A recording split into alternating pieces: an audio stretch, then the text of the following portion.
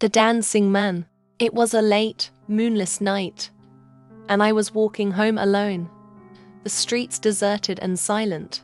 The usual hum of the city had died down, leaving only the sound of my footsteps echoing off the buildings.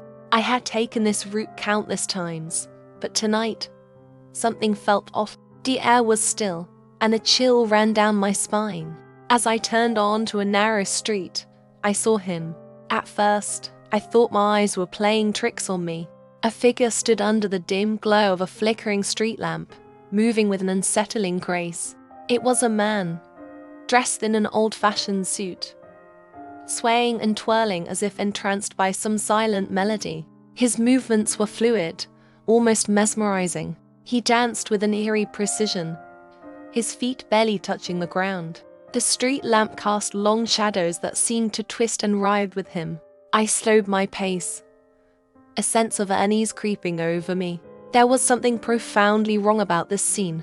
I kept my distance, watching him from the corner of my eye as I walked. The dancing man didn't seem to notice me, lost in his world.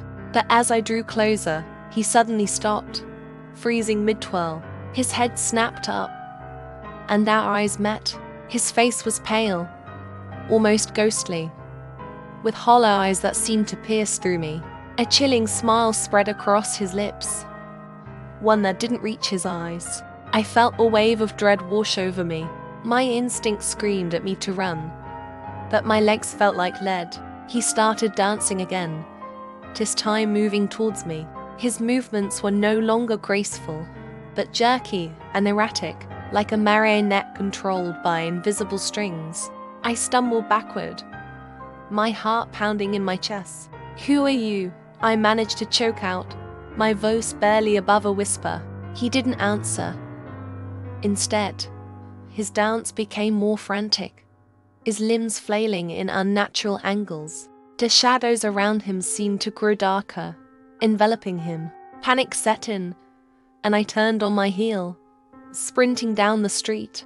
I glanced back, and to my horror, he was following me, dancing all the while. His feet made no sound, but I could feel his presence closing in. I ran faster, my breaths coming in ragged gasps. The buildings around me blurred as I focused on getting away. Finally, I burst onto a busy street, the distant sounds of nightlife breaking the oppressive silence. I dared to look back once more. The dancing man was gone, and the narrow street was now empty and lifeless. I doubled over, trying to catch my breath, my mind racing to make sense of what I had just witnessed. As I continued my way home, I couldn't shake the feeling that I was being watched. Every shadow seemed to hide a lurking figure, every rustle of leaves a whisper of pursuit. The image of the dancing man haunted me, his hollow eyes and twisted smile etched into my memory. I reached my apartment and locked the door behind me, leaning against it with a sigh of relief. That even in the safety of my home, I couldn't escape the fear.